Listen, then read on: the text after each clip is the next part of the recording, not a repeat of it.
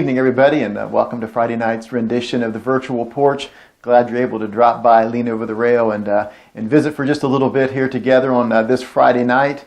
And what a sad commentary it is of our times when you've got nothing better to do on a Friday night than to sit in front of your computer and tune in and listen to what Doug has to say yet again. But no, we're glad you're with us. I know I've enjoyed these virtual Porch sessions and an opportunity for us to catch up with each other. Just by way of heads up, beginning next week, we're going to cut the schedule back a little bit and kind of have an abbreviated schedule. We'll just be meeting on Wednesdays and Fridays. So we're going to go ahead and do away with the Monday night version. This is just due to some time constraints. So we'll be continuing with the virtual Porch, but it'll just be on Wednesdays and Fridays beginning next week. And boy, hey, we got some great news yesterday. Barber shops will be opening up next Friday. So you'll for sure want to be making those appointments. I think this is the longest I've gone since high school without getting a haircut, and certainly looking forward to that. And speaking of things reopening, I know we're getting back more and more restaurants and things like that in the next week or two.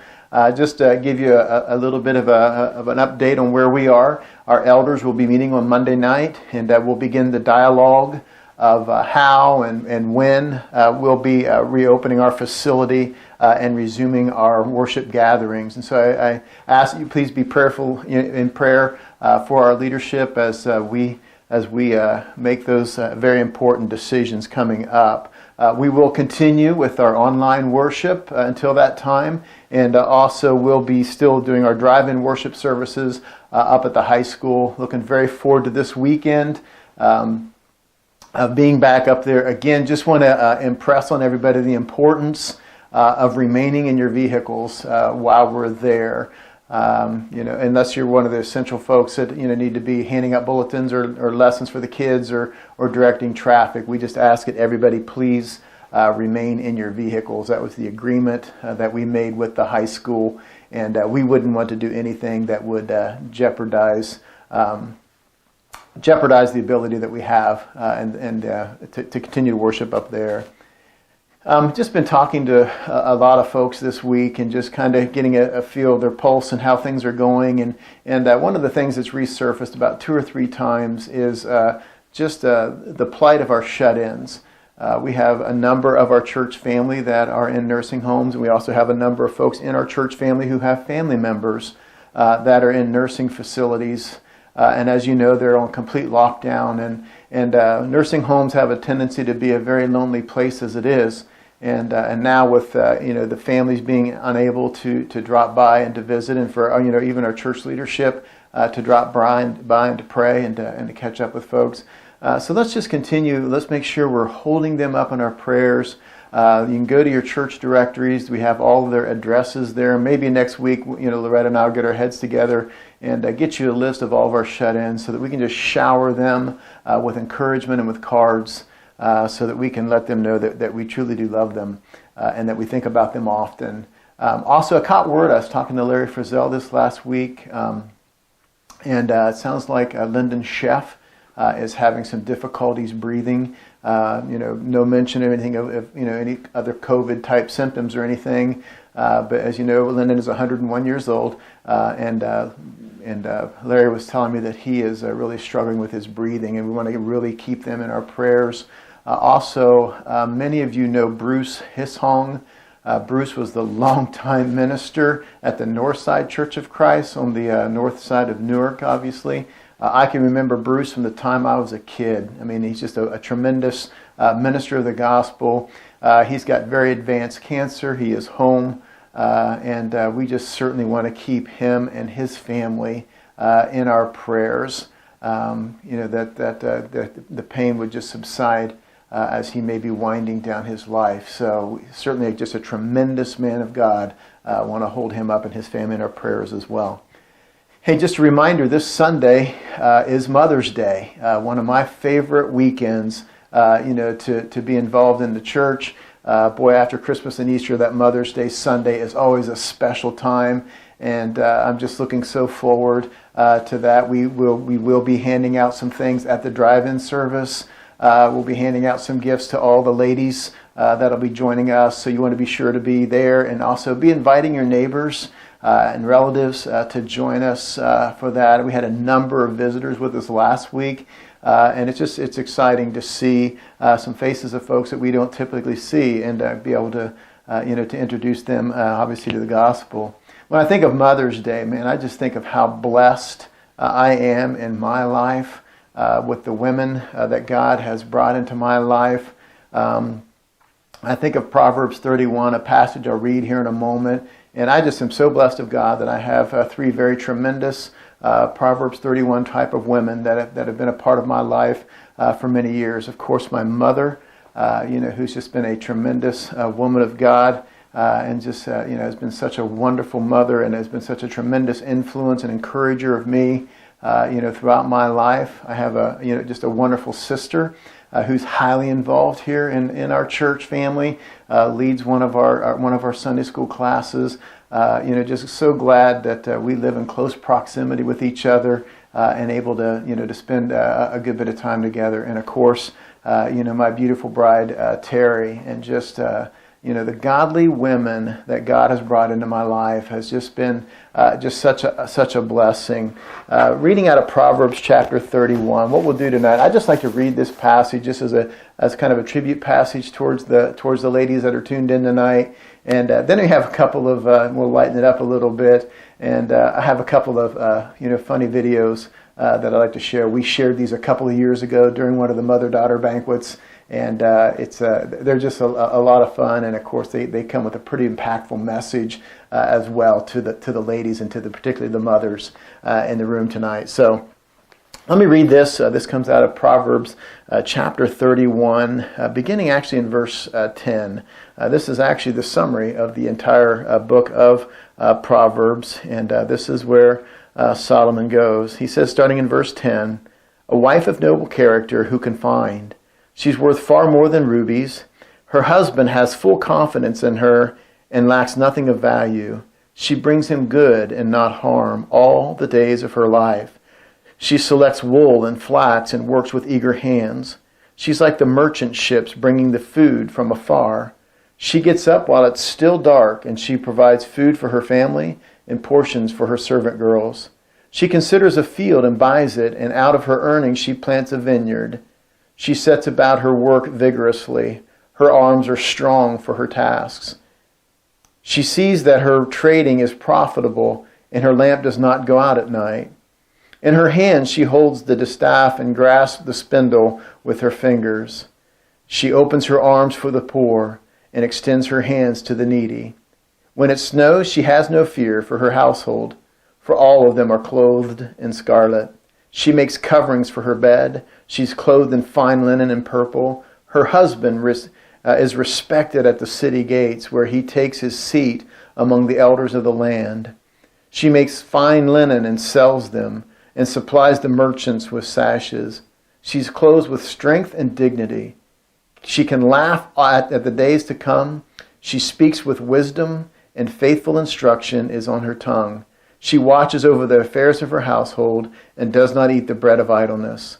Her children arise, and they call her blessed. Her husband also, he praises her. Many women do noble things, but you surpass them all. Charm is deceptive, beauty is fleeting, but a woman who fears the Lord is to be praised. Give her the reward she has earned, and let her works bring her praise at the city gates." And so I just want to wish, as we head into this weekend, just a heartfelt and the heartiest of Happy Mother's Day to all the mothers that are tuned in this evening. So for now, why don't we go ahead, we'll enjoy these two videos, and then afterwards maybe we can share, in the dialogue box, in the text box, maybe we can just share just some brief stories about the impact that the women of our church and obviously our mothers have had on our lives. So God bless you, and just have a great rest of your evening, friends. Are you guys sure you've got this? Yeah, the twins are plugged in, baby's asleep. How hard can this get? We're men. Besides, I bumped into Chuck Norris at a Pizza Hut once. I think his power's rubbed off on me. Get out of here. Go on, enjoy your mommy getaway weekend.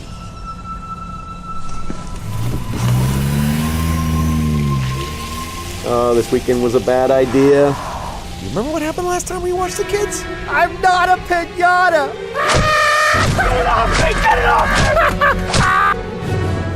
Yeah, we're gonna need help.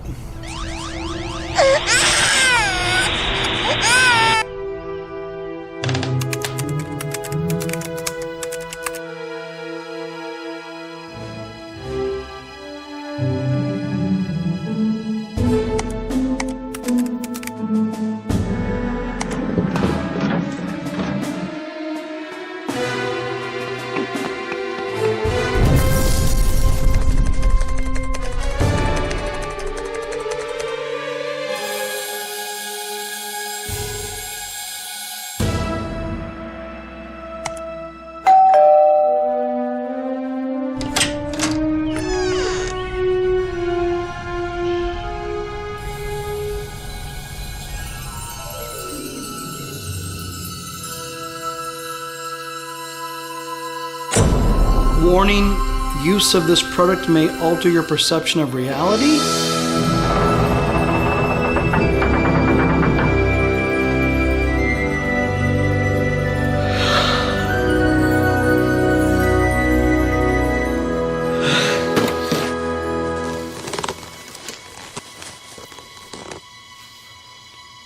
All right, everything looks the same. This is a joke. Guys, it's like the Sahara in this cup. Can somebody hit me with some juice? And listen, pulp, no pulp, doesn't make a difference to me. You're the ones dealing with the diaper. Mom goggles! It's beautiful!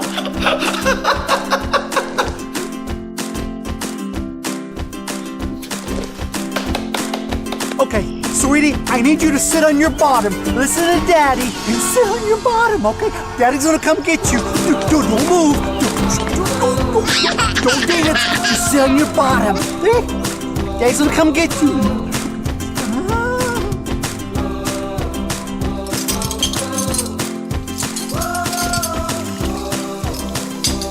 Whoa!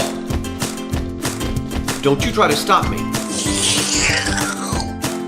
Baby made a poopy, yes you did. Where are your mom goggles? They wouldn't fit over my hazmat suit. Take this. Oh, so cute. And then the little boy rocked his mommy. Oh, I love you. Forever. I like you too.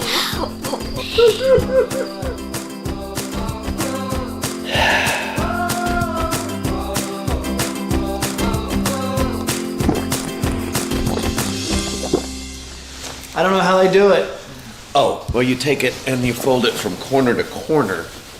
No, I'm asking the question, how do moms do all of this? How do they handle it all? Well, maybe they have goggles we don't know about. It's as if God gave moms a special way of looking at things, you know? Okay, who taught you servanthood? Who modeled grace? Who gave you a taste of what God's love could look like? My mom, Mr. T, and my mom. Anyway, I just think God gave moms a special way of looking at things. Hey, honey. Hey, how's it going at home? It's all good. Guess you could say I'm starting to catch a glimpse of what your world looks like. Oh, really? Yeah. Mama. Hold on, your daughter wants to say something to you. I did, Mama. She says she misses you. And she realizes how important you are in her life. And she doesn't know how you do it. And she knows that she can't make it without you. She said all that, huh? I don't know if she said it. But it's what I wanted to say. And I should have said it a lot sooner. I thank God for you. The twins. It was nothing. We have to go, okay? Love you, Mommy.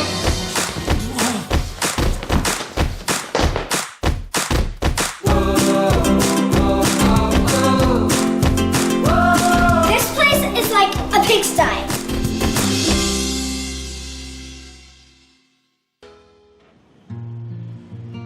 Have fun glamping. What is that? Have no idea. We got this. Yep. I mean, think about this. The kids are older. Now they practically take care of themselves.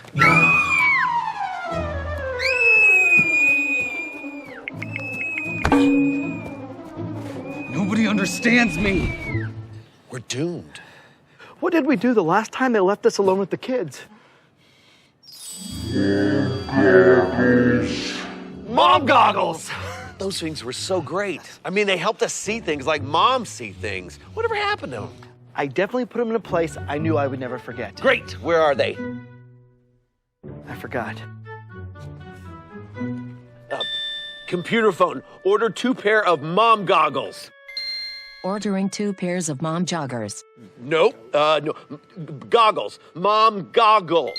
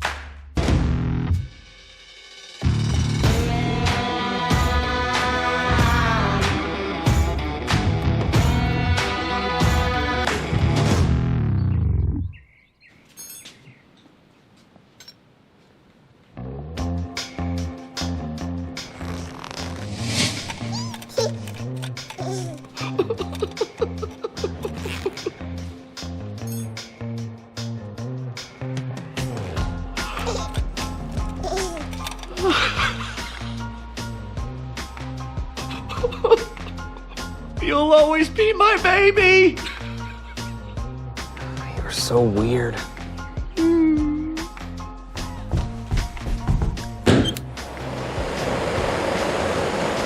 No.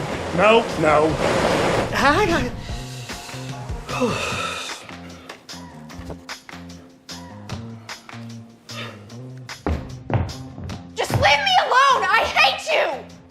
You come back here and say that to my face, young lady. I'm so confused on how I'm feeling. I don't even know why I'm angry, but it feels good to yell. What you're feeling is natural. You truly are a gift from God, and I hope you know I'm always here for you. You're the best dad in the world. I'm sorry I don't tell you that more often. I am gonna cry like a man-child at your wedding. Stop looking at me! Laundry.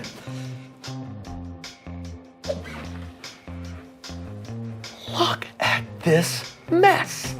It is literally a pigsty in here, mister. How are you gonna organize your life if you can't organize your sock drawer?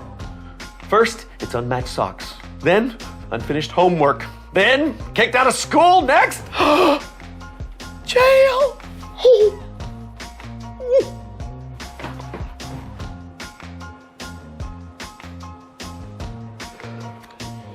How does she process this every day? All right, one more time. Plastic bowls up top, face down, forks up, knives down, plates in the center, pots and pans we wash by hand. Now repeat it back to me. No, I don't think the joggers make you look fat. I've got my dad's thighs. Don't you need the goggles? No. I've seen your mom do this so many times. You have a great mom, you know that. That's great. Can you hand me the barf bucket? Okay, here we go.